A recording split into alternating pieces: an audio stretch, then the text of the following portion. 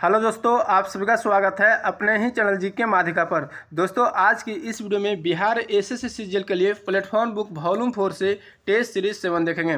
तो दोस्तों, अगर आपके बिहार एसएससी सीजीएल का एग्जाम है तो आपके लिए ये वीडियो काफ़ी हेल्पफुल रहेगा। इसलिए दोस्तों, वीडियो को लास्ट तक जरूर देखिएगा और चैनल पर नए हैं तो चैनल को सब्सक्राइब जरूर कर लीजिएगा, क्योंकि दोस्तों इस चैनल पर रेगुलर 75 क्वेश्चन जीके जीएस का टेस्ट सीरीज शुरू कर दिया गया है। अगर आप लोग डेली टेस्ट सीरीज देने के लिए चाहते हैं तो इस चैनल से जरूर जुड़ जाइए और डेली टेस्ट सीरीज दीजिए, जिससे दोस्तों आप लोगों को काफ़ी फायदा होगा। ठीक है, तो चलिए आज का वीडियो शुरू करते हैं। तो दोस्तों, पहला प्रश्न पूछा गया है कि बलबन ने दिल्ली के निम्नलिखित सुल्तानों में से किसके शासनकाल के दौरान वास्तविक शक्तियां प्राप्त की थी। तो दोस्तों, बलबन ने दिल्ली के सुल्तान नसीरुद्दीन महमूद शाह के शासनकाल के दौरान वास्तविक शक्तियां प्राप्त की थी। ठीक है, तो इसका राइट आंसर ऑप्शन सी हो जाएगा।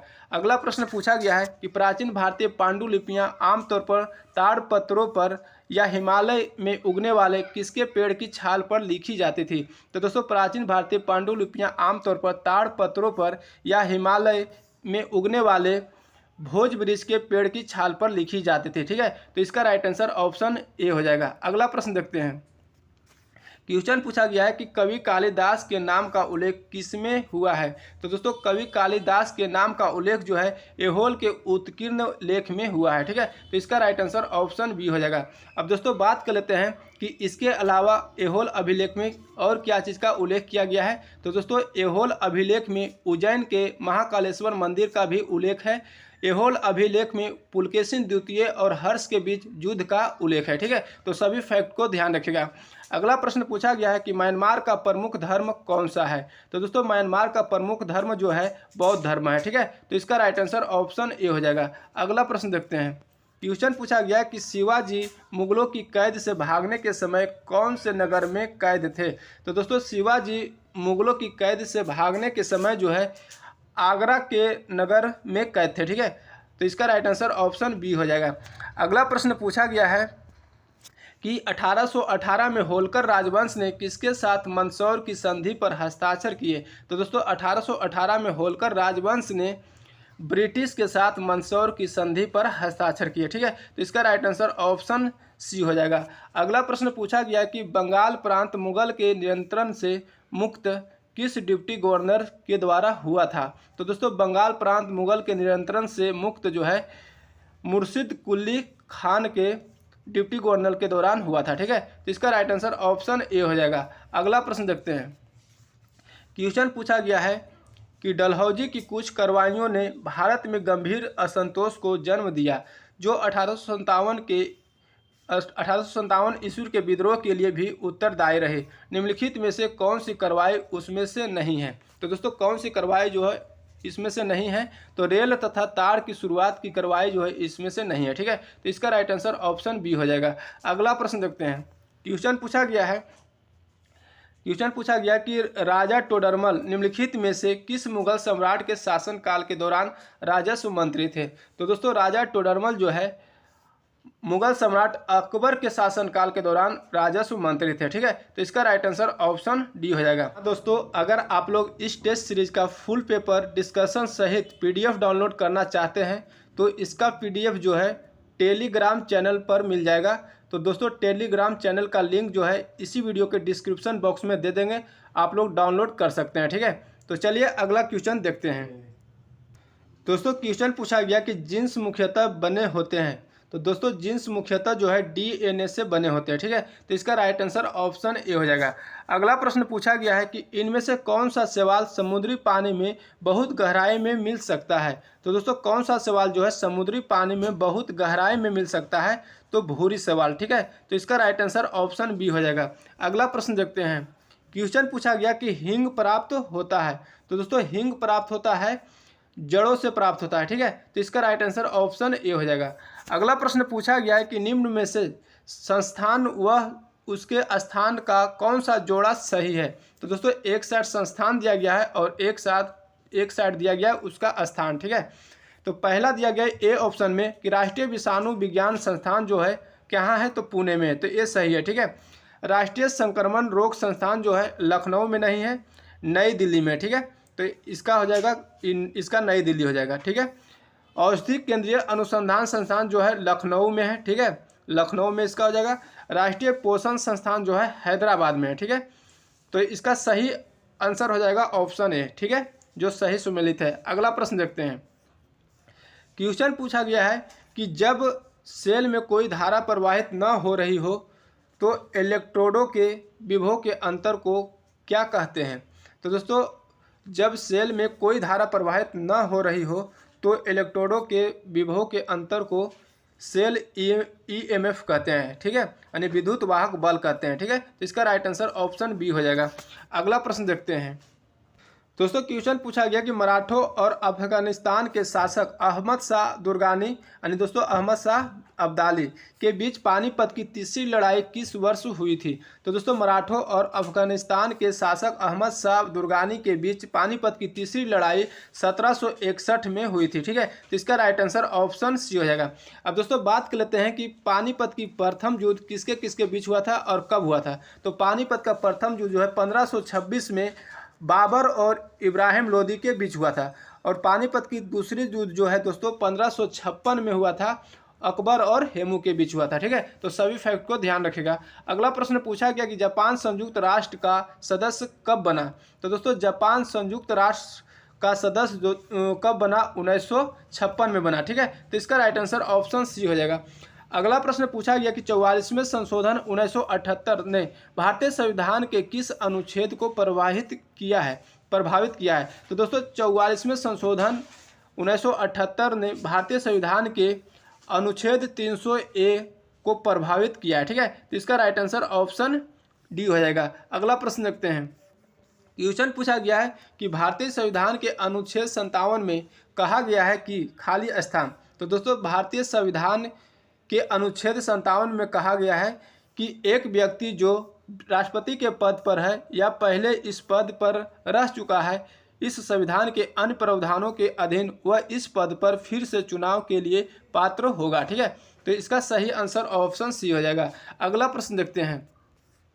क्वेश्चन पूछा गया है कि राज्यसभा के कार्य मंत्रणा समिति में कितने सदस्य होते हैं। तो दोस्तों राज्यसभा के कार्य मंत्रणा समिति में कितने सदस्य होते हैं, 11 सदस्य होते हैं, ठीक है। इसका राइट आंसर ऑप्शन बी हो जाएगा। अगर दोस्तों बात करें तो लोकसभा के कार्य मंत्रणा समिति में कितने सदस्य होते हैं, तो लोकसभा के कार्य मंत्रणा समिति में 15 सदस्य होते हैं, ठीक है। तो ध्यान रखिएगा। अगला प्रश्न पूछा गया है कि लोकसभा के उपाध्यक्ष को निम्नलिखित में से किसके द्वारा पदच्युत किया जा सकता है।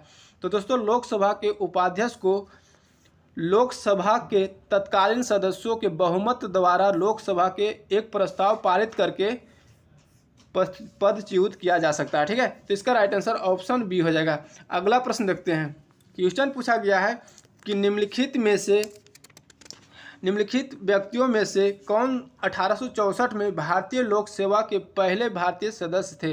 तो दोस्तों सत्येंद्र नाथ टैगोर जो थे 1864 में भारतीय लोक सेवा के पहले भारतीय सदस्य थे, ठीक है। तो इसका राइट आंसर ऑप्शन डी हो जाएगा। अगला प्रश्न पूछा गया कि दिसंबर 1947 तक प्राप्त जानकारी के अनुसार भारत का संविधान लिखने वाले संविधान सभा में कितने सदस्य थे।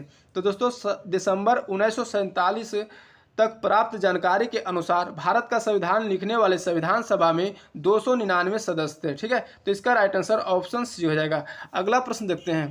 क्वेश्चन पूछा गया कि 1862 में उच्च न्यायालय की स्थापना पहले कहाँ की गई थी। तो दोस्तों 1862 में उच्च न्यायालय की स्थापना सबसे पहले कहाँ की गई थी। तो ऑप्शन के अनुसार दोस्तों मद्रास हो जाएगा, ठीक है। तो इसका राइट आंसर ऑप्शन सी हो जाएगा, मद्रास। अब दोस्तों बात कर लेते हैं कि भारत में उच्च न्यायालय का गठन सर्वप्रथम वर्ष 1862 में कलकत्ता, बम्बई और मद्रास में हुआ था, ठीक है। तो पहले कलकत्ता में हुआ, उसके बाद बम्बई और तीसरा मद्रास। चौथा बात करें दोस्तों तो चौथा 1866 में इलाहाबाद उच्च न्यायालय का स्थापना हुई थी, ठीक है। अगला प्रश्न पूछा गया है कि गैस के भौतिक अधिशोषणों की मात्रा बढ़ती है, खाली स्थान। तो दोस्तों ताप के घटने पर गैस के भौतिक अधिशोषण की मात्रा बढ़ती है, ठीक है। तो इसका राइट आंसर ऑप्शन बी हो जाएगा। अगला प्रश्न पूछा गया कि जनन नियंत्रण गोलियों के बारे में कौन सा कथन सही है। तो दोस्तों कौन सा कथन सही है जनन नियंत्रण गोलियों के बारे में। तो ऑप्शन सी सही है, ठीक है। इनमें एस्ट्रोजन और प्रोजेस्टेरोन के व्युत्पन्नों का मिश्रण होता है, ठीक है। अगला प्रश्न देखते हैं। क्वेश्चन पूछा गया है सबसे शक्तिशाली हाइड्रोजन आबंध निम्नलिखित में से किसके द्वारा व्यक्त किया जाता है। तो दोस्तों सबसे शक्तिशाली हाइड्रोजन आबंध जो है हाइड्रोजन फ्लोराइड के द्वारा व्यक्त किया जाता है। ठीक है, तो इसका राइट आंसर ऑप्शन सी हो जाएगा। अगला प्रश्न पूछा गया कि निम्नलिखित में से कौन सा बहुलक संघनन बहुलीकरण द्वारा बनाया जा सकता है। तो दोस्तों नायलॉन 6 जो बहुलक है, बहुलक संघनन जो है बहुलीकरण द्वारा बनाया जा सकता है। ठीक है, तो इसका राइट आंसर ऑप्शन डी हो जाएगा। अगला प्रश्न पूछा कि निम्न में से कौन सा दवा एक पीड़हारी है। तो कौन सी दवा जो है एक पीड़ाहारी है। तो नोवल जीन जो है दवा एक पीड़ाहारी है। ठीक है, तो इसका राइट आंसर ऑप्शन ए हो जाएगा। अगला प्रश्न पूछा गया कि पहला भारतीय वाणिज्यिक बैंक जिसका पूर्ण स्वामित्व और प्रबंधन भारतीयों के हाथों में था खाली स्थान में स्थापित किया गया था, यानी कब स्थापित किया गया था। तो दोस्तों पहला भारतीय वाणिज्यिक बैंक जिसका पूर्ण स्वामित्व और प्रबंधन भारतीयों के हाथों में था वह दोस्तों 1911 में स्थापित किया गया था। ठीक है, इसका राइट आंसर ऑप्शन डी हो जाएगा। अब दोस्तों बात कर लेते हैं कि पहला जो भारतीय वाणिज्यिक बैंक जिसका पूर्ण स्वामित्व प्रबंधन भारतीय हाथों में था वो कौन सा बैंक था। तो दोस्तों सेंट्रल बैंक ऑफ इंडिया था। ठीक है, अगला प्रश्न देखते हैं। क्वेश्चन पूछा गया है व्यक्ति के स्वास्थ्य के लिए निम्नलिखित में से क्या महत्वपूर्ण नहीं है। तो दोस्तों व्यक्ति के स्वास्थ्य के लिए जो है सुसज्जित भवन महत्वपूर्ण नहीं है। ठीक है, इसका राइट आंसर ऑप्शन डी हो जाएगा। अगला प्रश्न पूछा गया जनता द्वारा मुद्रा के रूप में अपने पास रखे गए धन और उसके द्वारा बैंक जमा धन के अनुपात को क्या कहते हैं। तो दोस्तों जनता द्वारा मुद्रा के रूप में अपने पास रखे गए धन और उसके द्वारा बैंक जमा धन के अनुपात को मुद्रा जमा अनुपात कहते हैं। ठीक है, तो इसका राइट आंसर ऑप्शन ए हो जाएगा। अगला प्रश्न देखते हैं। क्वेश्चन पूछा गया है कि किसी विशेष वर्ष के दौरान देश के अंतर्गत उत्पादित सभी अंतिम वस्तुओं और सेवाओं के मौद्रिक मूल्य को क्या कहा जाता है। तो दोस्तों किसी विशेष वर्ष के दौरान देश के अंतर्गत उत्पादित सभी अंतिम वस्तुओं और सेवाओं के मौद्रिक मूल्य को सकल घरेलू उत्पाद कहा जाता है। ठीक है, तो इसका राइट आंसर ऑप्शन ए हो जाएगा।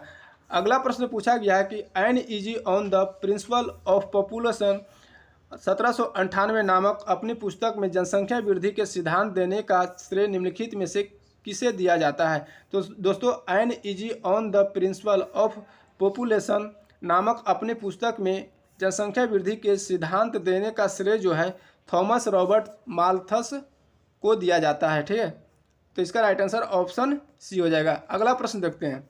क्वेश्चन पूछा गया कि संयुक्त राष्ट्र विकास कार्यक्रम द्वारा मानव विकास सूचकांक 2021 में भारत का स्थान क्या है। तो दोस्तों संयुक्त राष्ट्र विकास कार्यक्रम द्वारा मानव विकास सूचकांक 2021 में भारत का स्थान 132वां है। ठीक है, तो इसका राइट आंसर ऑप्शन डी हो जाएगा। और दोस्तों पहला स्थान किस देश का है। तो स्विट्जरलैंड का है। ठीक है, अगला प्रश्न देखते हैं। क्वेश्चन पूछा गया कि भारत के उत्तरी मैदान पूरी तरह से किस मिट्टी से निर्मित है। तो दोस्तों भारत के उत्तरी मैदान जो है पूरी तरह से जलोढ़ मिट्टी से निर्मित है। ठीक है, तो इसका राइट आंसर ऑप्शन बी हो जाएगा। अगला प्रश्न देखते हैं। क्वेश्चन पूछा गया है कि निम्नलिखित में से कौन सी पहाड़ियाँ आंध्र प्रदेश में स्थित है। तो कौन सी पहाड़ियाँ जो है आंध्र प्रदेश में स्थित है। तो पालकोंडा की पहाड़ियाँ जो है आंध्र प्रदेश में स्थित है। ठीक है, तो इसका राइट आंसर ऑप्शन ए हो जाएगा। अगला प्रश्न पूछा गया कि निम्नलिखित में से कौन सी नदी अरब सागर में गिरती है। तो कौन सी नदी जो है अरब सागर में गिरती है। तो नर्मदा नदी जो है अरब सागर में गिरती है। तो इसका राइट आंसर ऑप्शन सी हो जाएगा। ठीक है, अगला प्रश्न देखते हैं।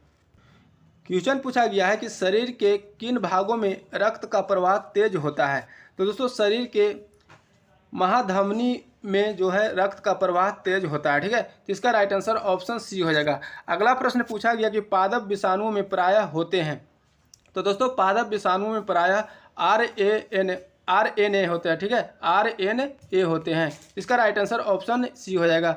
अगला प्रश्न देखते हैं। क्वेश्चन पूछा गया है कि संचरणीय रोग यानी कम्युनिकेबल डिसीज का मुख्य कारक क्या है। तो दोस्तों संचरणीय रोग का मुख्य कारक जो है घरेलू मक्खी है। ठीक है, तो इसका राइट आंसर ऑप्शन डी हो जाएगा। अगला प्रश्न पूछा गया कि कैक्टस में सूल यानी स्पाइनस किसका रूपांतरण है। तो दोस्तों कैक्टस में सूल जो है पत्ते का रूपांतरण है। ठीक है, तो इसका राइट आंसर ऑप्शन सी हो जाएगा। अगला प्रश्न देखते हैं। क्वेश्चन पूछा गया है कि डिहाइड्रेशन से प्रायः किस पदार्थ की कमी होती है। तो दोस्तों डिहाइड्रेशन से प्रायः जो है सोडियम क्लोराइड पदार्थ का कमी होती है, ठीक है। इसका राइट आंसर ऑप्शन बी हो जाएगा। सोडियम क्लोराइड यानी इसका रासायनिक सूत्र होता है NaCl, ठीक है। इसी को खाने वाला सोडा यानी साधारण नमक भी कहते हैं, ठीक है। अगला प्रश्न देखते हैं। क्वेश्चन पूछा गया कि कौन सी नदी और ताप्ती नदियां एक दूसरे के लगभग समांतर बहती है। तो दोस्तों कौन सी नदी और ताप्ती नदियां एक दूसरे के समांतर बहती है, तो नर्मदा नदी और ताप्ती नदी जो है एक दूसरे के समांतर बहती है, ठीक है। इसका राइट आंसर ऑप्शन सी हो जाएगा। अगला प्रश्न पूछा गया कि हॉर्स अक्षांश भूमध्य रेखा के उत्तर और दक्षिण में लगभग कितने डिग्री अक्षांश पर स्थित क्षेत्र है। तो दोस्तों हॉर्स अक्षांश भूमध्य रेखा के उत्तर और दक्षिण में लगभग 30 से 35 डिग्री अक्षांश पर स्थित क्षेत्र है, ठीक है। इसका राइट आंसर ऑप्शन सी हो जाएगा। अगला प्रश्न पूछा गया है कि इथोपिया की राजधानी है। तो दोस्तों इथोपिया की राजधानी अदिस अबाबा है, ठीक है। तो इसका राइट आंसर ऑप्शन डी हो जाएगा। अब दोस्तों बात कर लेते हैं कि ब्रिज टाउन दोस्तों किसकी राजधानी है। तो ब्रिज टाउन जो है बारबाडोस की राजधानी है, ठीक है। कनाडा की राजधानी ओटावा है और स्लोवेनिया की राजधानी जुबलजाना है, ठीक है। तो सभी फैक्ट को ध्यान रखिएगा। अगला प्रश्न देखते हैं। क्वेश्चन पूछा गया है कि यूरो मुद्रा को स्वीकार करने वाला नवीनतम देश है।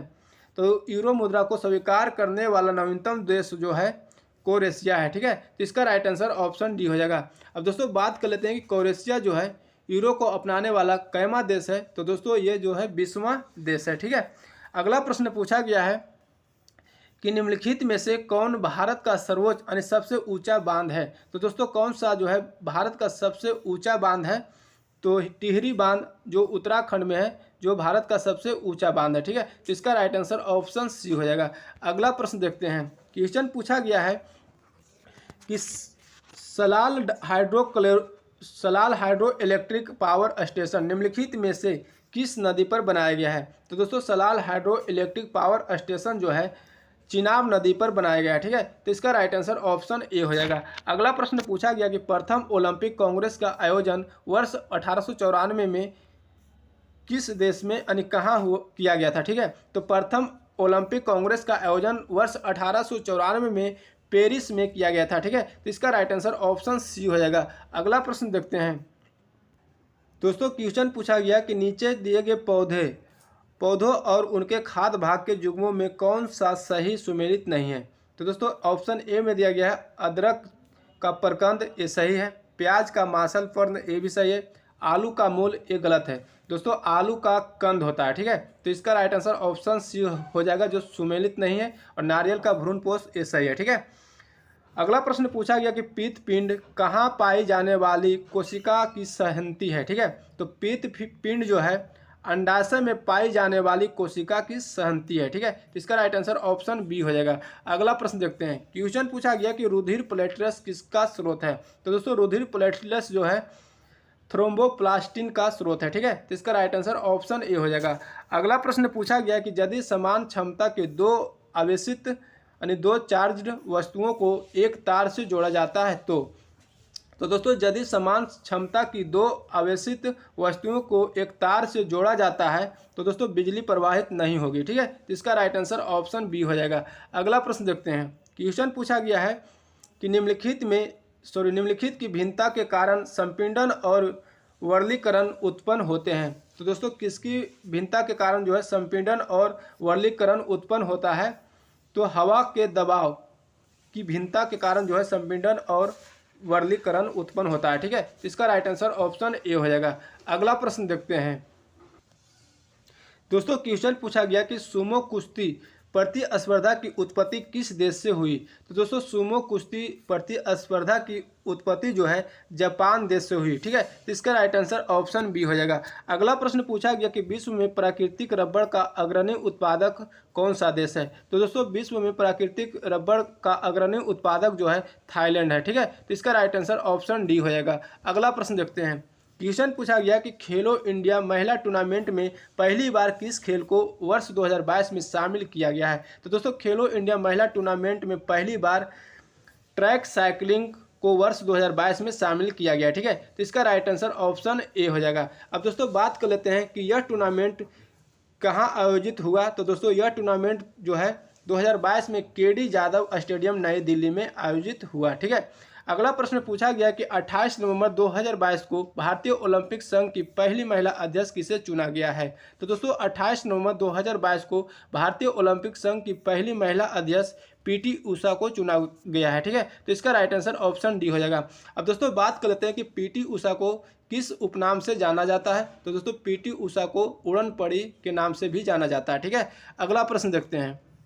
क्वेश्चन पूछा गया कि 26 जनवरी 2023 के लिए गणतंत्र दिवस के मुख्य अतिथि कौन थे। तो दोस्तों 26 जनवरी 2023 के लिए गणतंत्र दिवस के मुख्य अतिथि अब्देल फतेह अल सीसी थे, जो दोस्तों मिस्र के राष्ट्रपति है। ठीक है।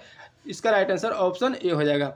अगला प्रश्न पूछा गया कि 25 नवंबर 2022 को फीफा वर्ल्ड कप के सभी 5 संस्करणों में गोल करने वाला दुनिया का पहला खिलाड़ी कौन बना है। तो दोस्तों 25 नवंबर 2022 को फीफा वर्ल्ड कप के सभी 5 संस्करणों में गोल करने वाला दुनिया का पहला खिलाड़ी क्रिस्टियानो रोनाल्डो बना है, जो दोस्तों पुर्तगाल के खिलाड़ी है। ठीक है। तो इसका राइट आंसर ऑप्शन ए हो जाएगा। अगला प्रश्न देखते हैं। क्वेश्चन पूछा गया कि आर्थिक स्वतंत्रता सूचकांक 2021 में भारत का कौन सा स्थान था। तो दोस्तों आर्थिक स्वतंत्रता सूचकांक 2021 में भारत का 121वां स्थान था। ठीक है। तो इसका राइट आंसर ऑप्शन ए हो जाएगा। अब दोस्तों बात कर लेते हैं कि शीर्ष स्थान कौन सा देश था। तो दोस्तों शीर्ष स्थान पर सिंगापुर था। ठीक है। अगर दोस्तों बात करें वैश्विक आर्थिक सूचकांक 2022 में भारत का स्थान कैमा प्राप्त हुआ, तो वैश्विक आर्थिक सूचकांक 2022 में जो है भारत का 131वां स्थान प्राप्त हुआ है और शीर्ष स्थान पर सिंगापुर ही रहा है। ठीक है। अगला प्रश्न देखते हैं। क्वेश्चन पूछा गया कि 23 नवंबर 2022 को डॉक्टर अब्दुल कलाम सेवा पुरस्कार किसे सम्मानित किया गया है। तो दोस्तों 23 नवंबर 2022 को डॉक्टर अब्दुल कलाम सेवा पुरस्कार से रवि कुमार सागर को सम्मानित किया गया। ठीक है। तो इसका राइट आंसर ऑप्शन सी हो जाएगा। अगला प्रश्न देखते हैं। क्वेश्चन पूछा गया है कि माई कंट्री माई लाइफ पुस्तक के लेखक निम्नलिखित में से कौन है। तो दोस्तों माई कंट्री माई लाइफ पुस्तक के लेखक जो है एल.के. अडवाणी है। ठीक है। तो इसका राइट आंसर ऑप्शन बी हो जाएगा। अगला प्रश्न देखते हैं। दोस्तों क्वेश्चन पूछा गया कि परिवर्तनीय संयोजकता किसके द्वारा प्रदर्शित की जाती है। तो दोस्तों परिवर्तनीय संयोजकता जो है संक्रमण तत्व द्वारा प्रदर्शित की जाती है। ठीक है। तो इसका राइट आंसर ऑप्शन सी हो जाएगा।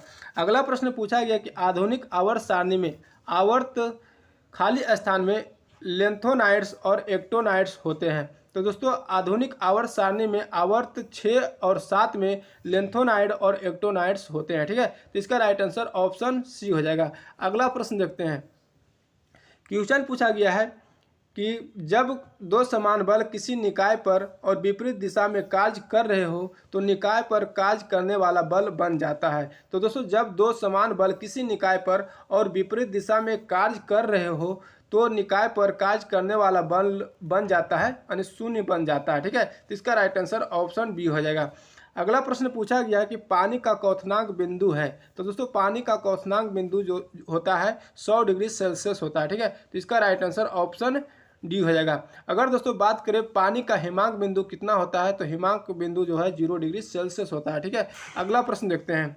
क्वेश्चन पूछा गया कि एक साधारण आवर्धक ग्लास में निम्न शामिल है। तो दोस्तों एक साधारण आवर्धक ग्लास में जो है एक साधारण आवर्धक ग्लास में छोटी फोकल लंबाई के उत्तल लेंस शामिल है। ठीक है। तो इसका राइट आंसर ऑप्शन बी हो जाएगा। ठीक है।